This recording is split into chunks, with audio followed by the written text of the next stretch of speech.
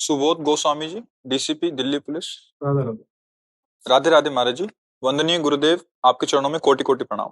गुरुदेव, बड़े शहरों में नशा आम होता जा रहा है, विशेषतः छोटे छोटे बच्चे नशे के इंजेक्शन मैक ले रहे हैं। गुरुदेव, नशे के कारोबारी भी पूजा पाठ इबादत करते हैं, फिर भी क्यों उन्हें ईश्वर के न्याय से डर नहीं लगता? वो पूजा पाठ इबादत नहीं होती है, वो नाटक होता है।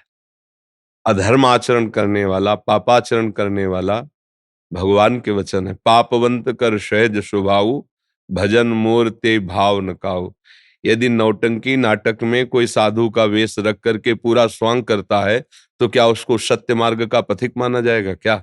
आप विचार करके देखिए, नाटक में उसने साधु का स्वांग लिया है और पूरा वो साधु का स्वांग कर रहा है, तो क्या वो सत्य मार्ग का पथिक माना जाएगा क्या? क्या वो भगवदी आदर्श पुरुष हो सकता है क्या? नहीं ना।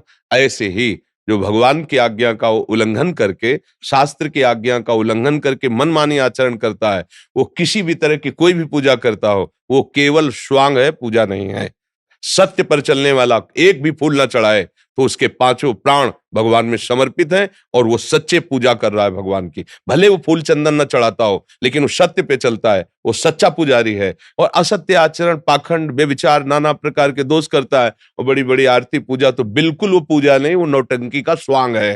वो थोड़ी देर के लिए रोल कर रहा है, उसको कोई भगवान से अपनापन नहीं। भगवान की आज्ञा और भगवान के अनुशासन का यदि त्याग करे तो भगवान का सेवक नहीं कहलाता है, वो केवल नाटक होता है। अब वो किसी भी डिपार्टमेंट का हो, चाहे साधु डिपार्टमेंट हो, चाहे वो जनरल डिपार्ट, किसी भी अधिकार पद पे हो, यदि वो सत्य को स्वीकार नहीं करता, हमारी भारतीय शास्त्रीय संविधान को स्वीकार नहीं करता, वो केवल स्वांग है, स्वांग। अच्छा, इन लोगों की जो उन्नति दिखाई देती है, उसका आंतरिक रहस्य है।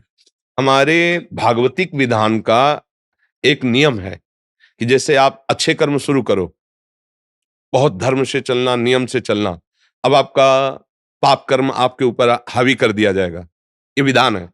क्योंकि पूर्व का जो पुण्य है और अब आप सत्कर्म में चल रहे हो, तो आपका जो बीच में पाप कर्म बाधा पहुंचाएगा, उसको पहले नष्ट किया जा रहा है। उल्टा सीधा जैसा भी भगवान को नजर आया, भोगवा करके। अब उस समय जब कोई धर्मात्मा पुरुष सत्संग नहीं करता, तो उसको लगता है जब से हमने भजन का नियम लिया और सत्य और धर्म पे चलना शुरू किया, तभी से मेरी ये अव्यवस्था, विपत्ति, संकट आ गए।